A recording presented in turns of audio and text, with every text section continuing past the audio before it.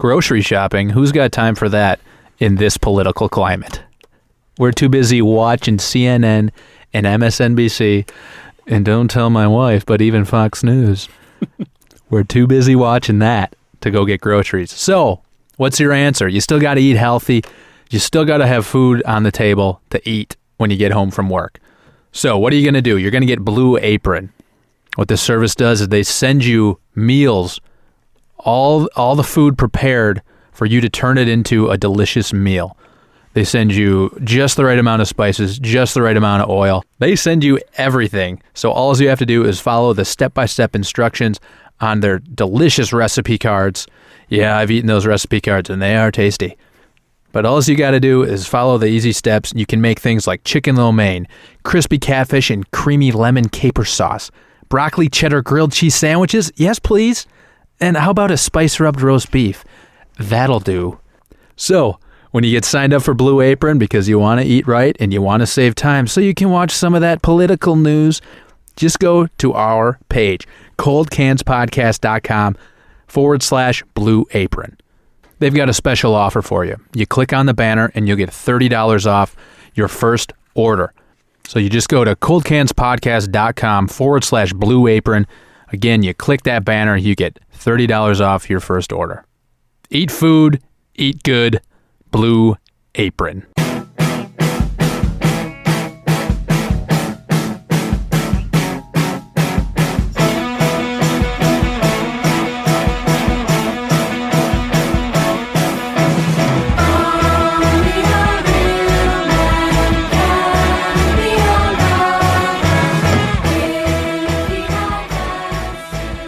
We want to start the show today by giving a big shout out to our first donor of the Young Podcast campaign. That's our angel investor. Angel investor, that's Mike Hamus. Thank you so much for your generosity. Look for Cold Can's shirt and koozie coming your way soon. Premium merch. Premium merchandise.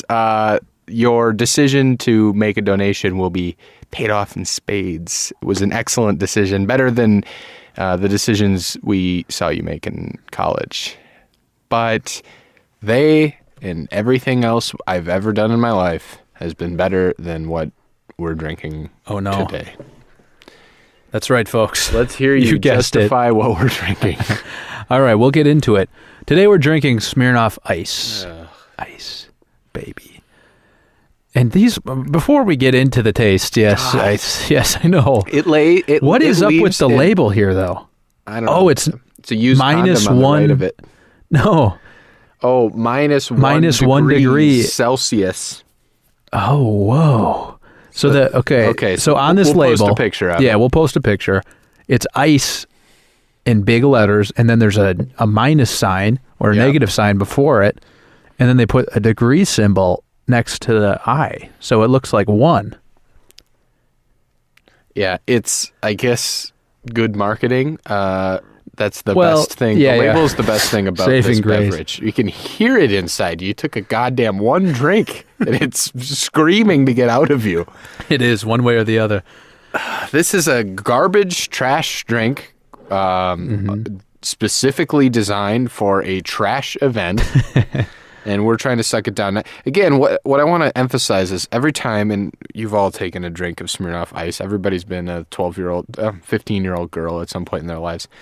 You drink I paid a lot of money to not be. You drink a gulp of Smirnoff Ice, and it leaves 1.5 inches of film on your tongue. It does. Which won't go away for, 2-3 weeks? You have to go to the doctor, get it clinically scraped off of your tongue and the roof of your mouth. I'm going to be hungover till Monday. It doesn't matter what day it is today, unless it's Sunday. That's not that bad. This is a drink specifically made for icing somebody. Tell me more about that, Joe. Okay, icing is a drinking game in which certain individuals or groups of individuals are required to drink a bottle of Smirnoff Ice. Original ice only. That's specified in Wikipedia. The game has been featured on CNN, Money, Fortune, and TNA Impact, the wrestling show. So basically, you hide a bottle of ice, somebody sees a bottle of ice, and they immediately have to get on their knee, pop the bottle of ice, and chug said bottle of ice. Is it seeing the bottle, or is it... I've always played you have to reach for the bottle. Oh, if you accidentally reach for the bottle unwittingly, then you have to go down on one knee and chug the beer. The Wikipedia page is doing it a little bit different. Participants are encouraged to come up with elaborate ways to present the Smirnoff Ice to their targets by hiding bottles in inconspicuous locations or in situations where drinking it would be dangerous or embarrassing. Dangerous. Before they intend to meet. In church. E.g., before they attend a meeting. Failure to drink. An AA meeting? But this is where it's different.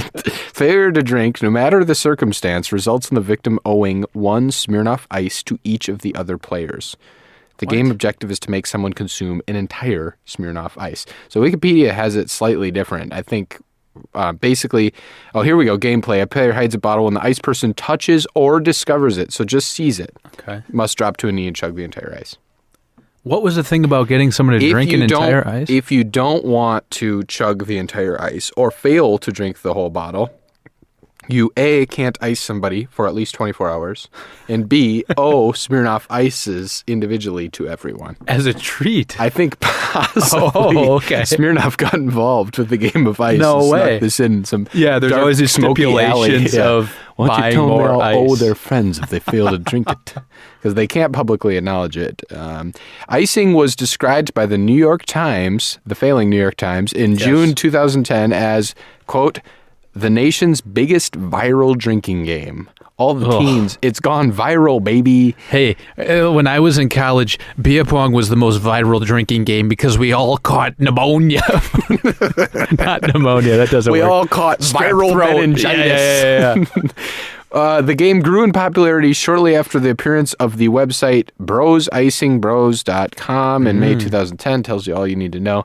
The game has featured some notable victims, including wrestler Ric Flair, rapper Coolio, actor Dustin Diamond, and then here's an aside, who was later accused of trying to ice brothers at a Wisconsin bar not long before a brawl and stabbing that led to Diamond being sentenced to 4 months in prison. Oh, wow. Now we move on. Model and singer Sky Ferreira, Ben Bruce, and Danny Warsnup of the band Asking Alexandria, and professional gamer Fatal 1T. The goal of the online marketing campaign is to make Ashton Kutcher an icing victim. There is an online marketing campaign with the goal of making Ashton Kutcher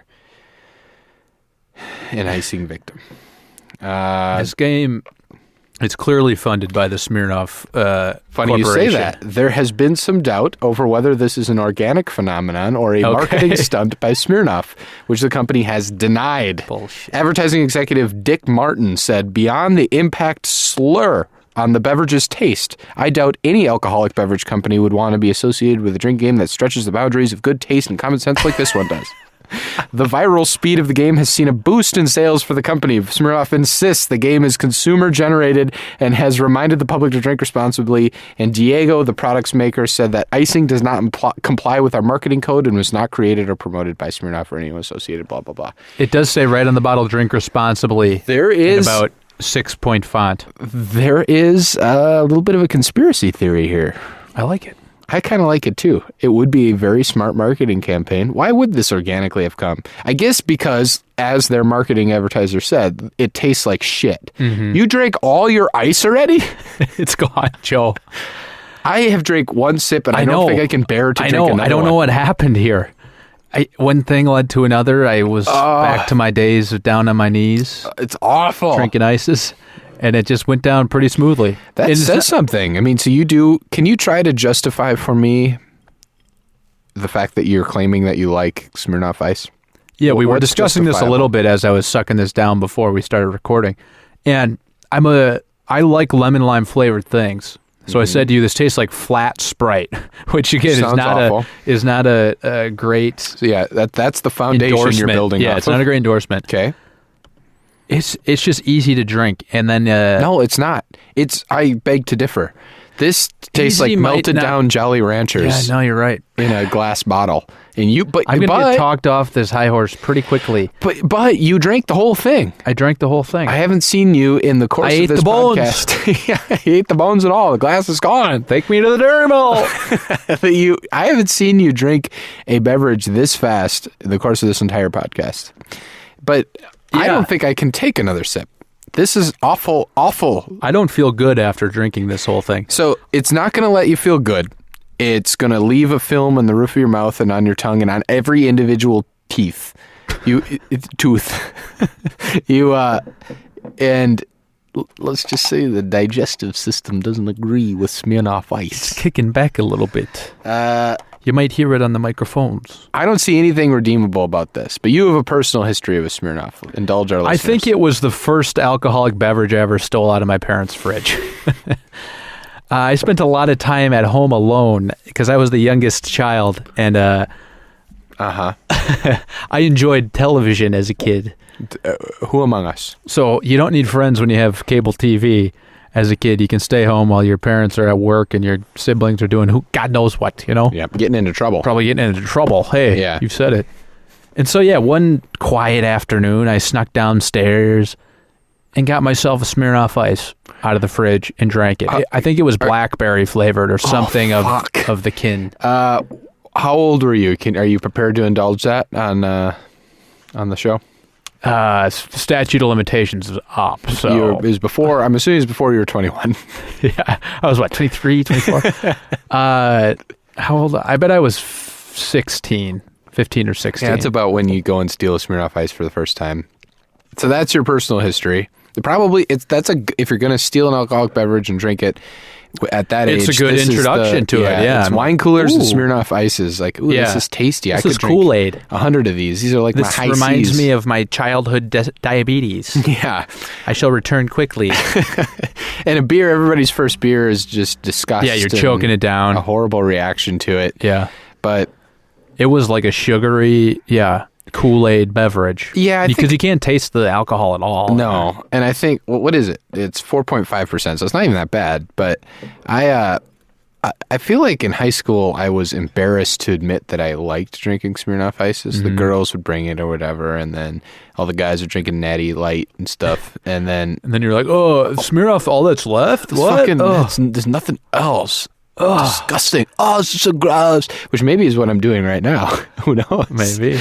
But no, I think that then when you grow accustomed to any sort of taste, a Smirnoff negative I degrees is not enjoyable in almost any redeeming fashion or quality. Yeah, it's not good. And this, more than anything else we've tried so far, I think will leave me feeling bad after I've drank it.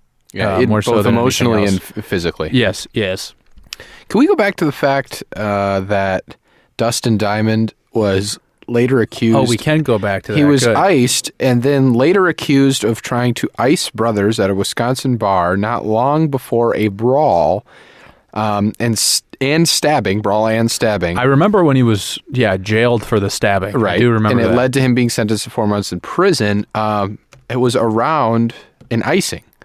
So the reason that there was a stabbing... Oh boy, Dustin has seen better days.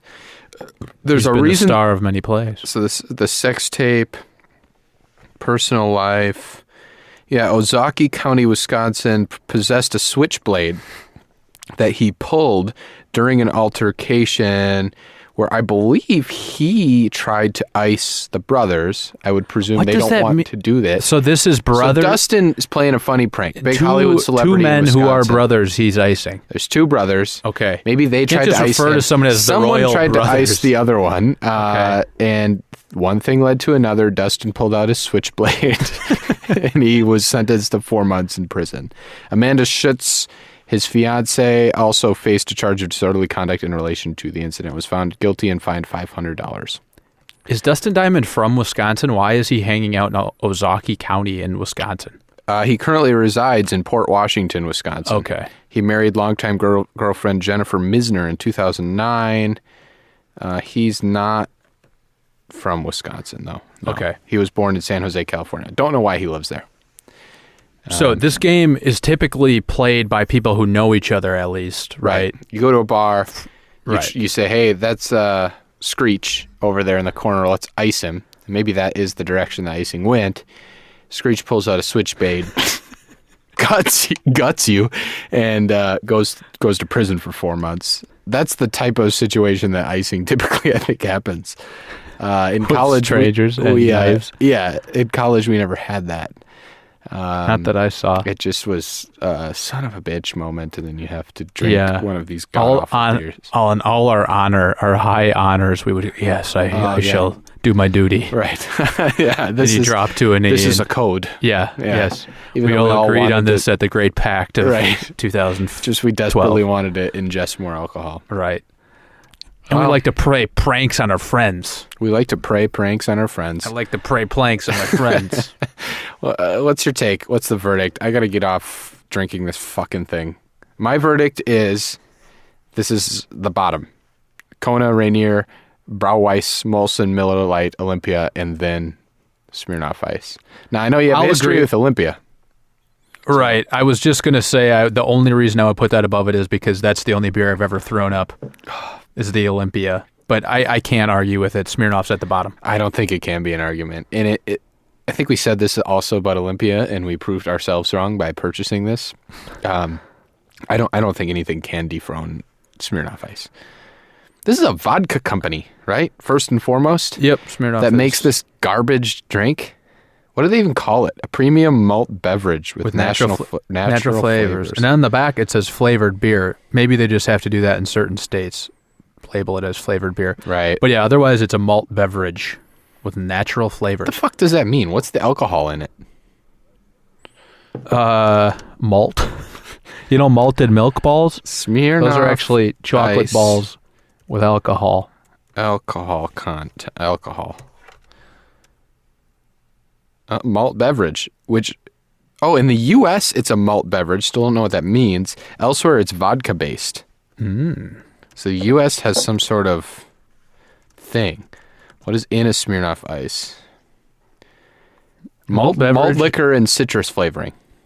Yeah. So a it's malt malt beverage liquor. is a fermented drink in which the primary ingredient is the grain or seed of the barley plant, which has been allowed to sprout slightly in a traditional way called malting before it is processed. So it fits in the cold cans moniker in that regard. Okay, it's the worst beer we're probably going to drink in the duration of this podcast. It may well be, unless we get Mickey's to keep up the malt beverage thing, because that's pretty bad. Well, right. Smirnoff, I hope you go and die in a smoldering, fiery, eternal hell. Hey, I hope Smirnoff gets iced. You hear me? You feel me? Huh?